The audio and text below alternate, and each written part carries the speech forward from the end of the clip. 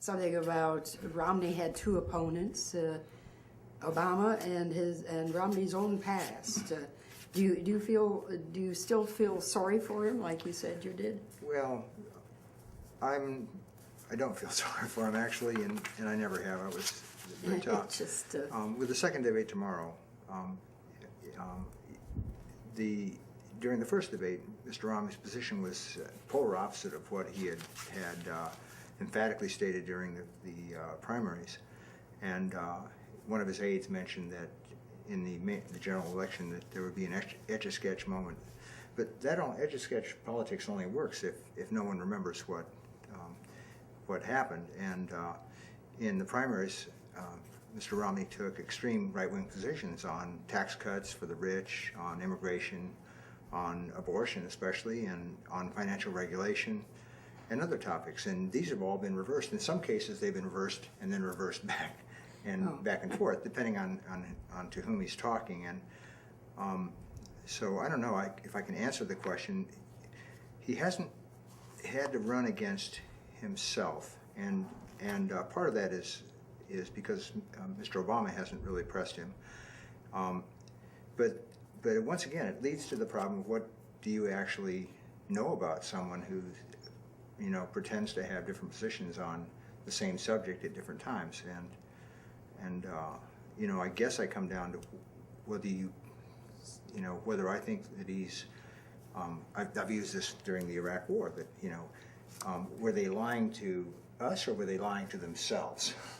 And which one would be worse? And I'm not sure if he's, I'm not going to say he's lying, because he may believe these different things, but I think it's important to understand that he has taken opposite positions on the key issues of the day.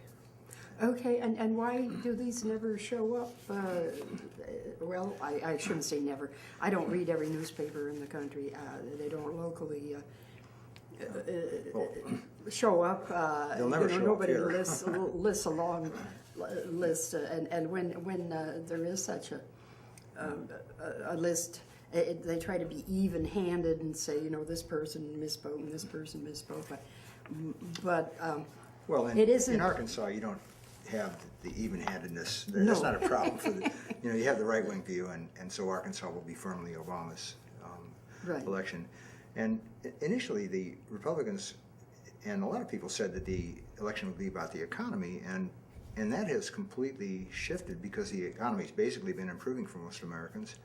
Republicans did have a plan B, which was voter suppression in the newspaper, or basically keeping poor people from voting. And courts have blocked most of that activity in Ohio and Florida, in Texas, and in Arizona, in several states. They haven't been able to act on Republican legislation that would block poor people from getting to the ballot box and voting. Pennsylvania, was that one? Yeah. Okay. Oh yeah. It's been quite common across the country, wherever Republicans have controlled the legislature the last couple of years.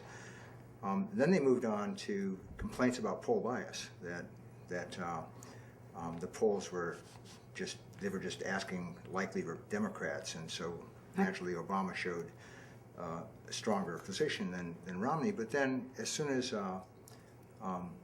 Romney had a couple of good polls show up, they dropped that. It was like, don't forget about poll bias. It's, our man is winning, and there's always the voting machines. But anyway. Well, yeah, there's always that possibility, which I think that an industrialized democracy ought to be able to have safe and secure elections. But that's not been it's not the problem they're trying to solve. The problem they're trying to solve is they don't have a winning formula. Most people are against tax cuts for the rich, and most people are for Medicare as not a voucher system, and they just don't believe that if your boss gets a lot more money, they're going to give a bunch of it to you. And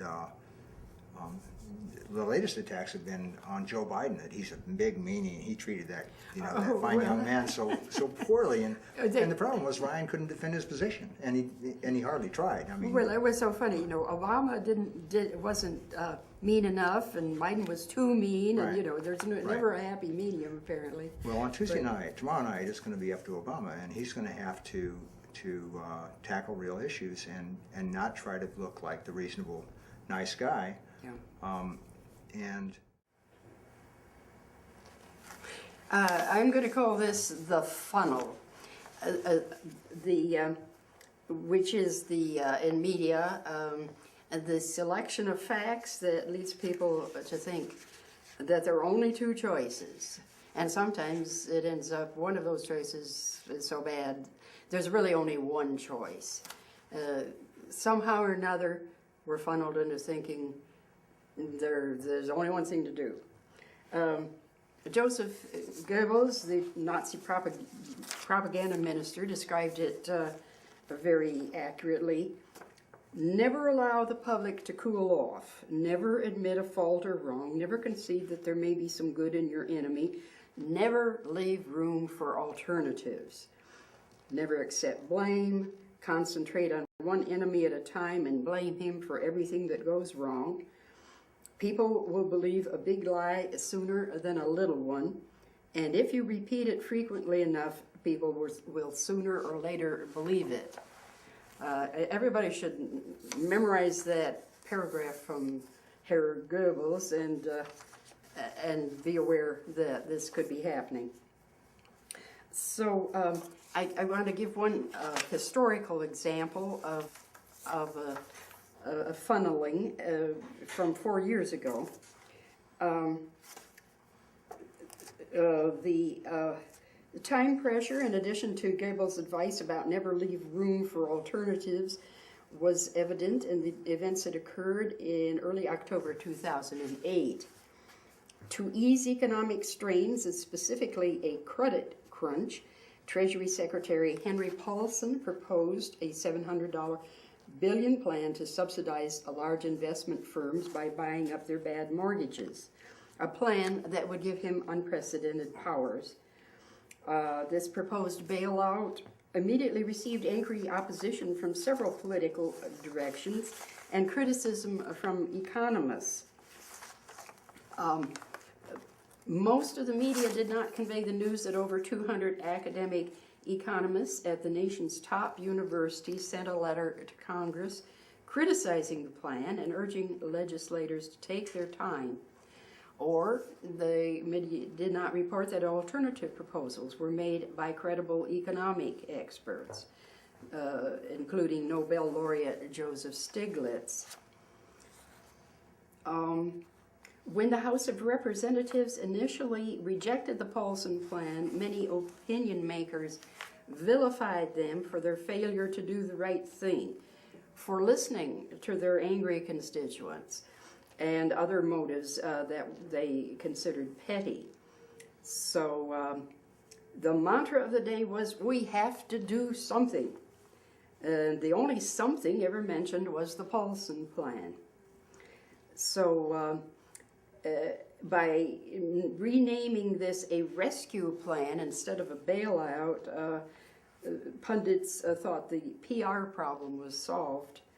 But despite the name change, many angry Americans still suspected a swindle.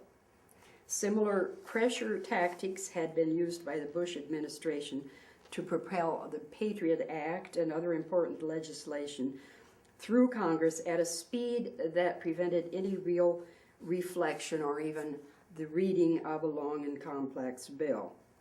This effectively turned Congress into a rubber stamp, and legislators should have rebelled en masse, but they didn't. So my next short take, I'd like to talk about some more recent events that also use the funnel